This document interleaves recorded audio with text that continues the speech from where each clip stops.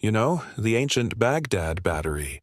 It's one of those discoveries that, if it is what we think it is, it would absolutely revolutionize our understanding of history.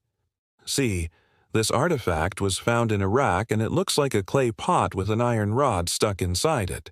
But people started to say, wait a minute, if this is a jar and it has an iron rod stuck in it, that's pretty much the definition of a battery. And then, when you look at these really old pieces of Parthian or Sassanid art, which are showing scenes of blacksmiths working, their hammers are powered by lightning. Is this just a myth? Are these batteries actually from a time period where humans were harnessing electricity? Now, there's been a lot of debate about this in the comments of my videos. But I want to talk to you today about a very interesting find that came out of Europe that might just be the twin of the Baghdad battery. It's weird, because it's very similar, yet no one seems to know about it. So let's get into it. This was found in what is now Croatia, but at the time was part of the Roman Empire, hence the name Roman light bulb. It was discovered back in 1971, so almost 50 years ago. And since then, it's sat in a museum where nobody's paid any attention to it. Why? Well, to answer that question, we have to go back to when it was discovered because the circumstances surrounding the discovery are definitely weird. A man named Stanislav Zhifu, he was an amateur archaeologist. He had found other things in the area before. This was his specialty. He was finding stuff and bringing it up to the surface. And this item was found during the excavation of the ancient Roman city of Burnham. This was a large settlement that was founded in the 4th century BC and was destroyed by an earthquake in the 6th century AD. It was strategically important because it guarded the northern approaches to the Adriatic Sea. It also served as a military camp and a supply base for Rome in its naval operations in the eastern Mediterranean.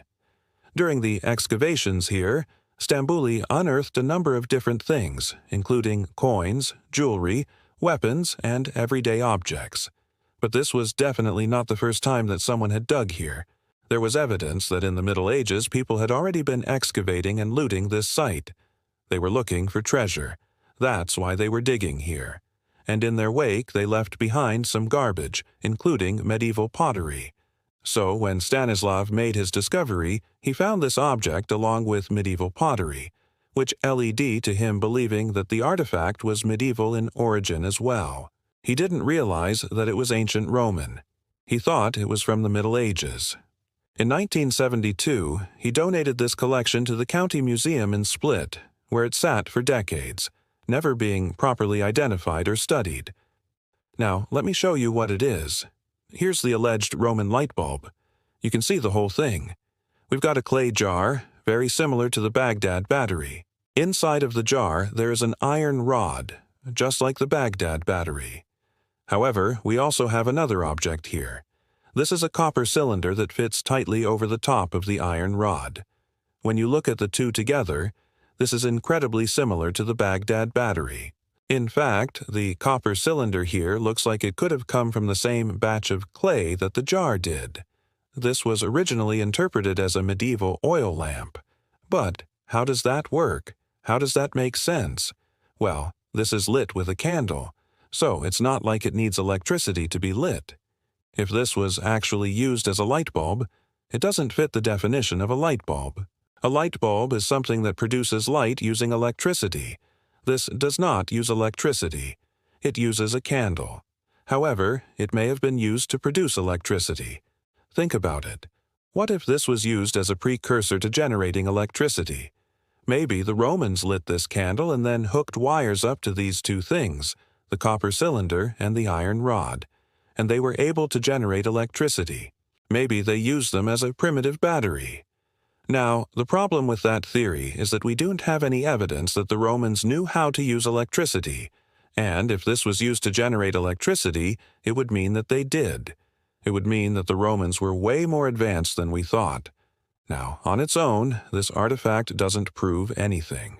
But put it together with the Baghdad battery and all of those ancient artworks that show people harnessing lightning, all of a sudden we have to take pause and we have to wonder, did humans actually discover electricity thousands of years before we thought they did?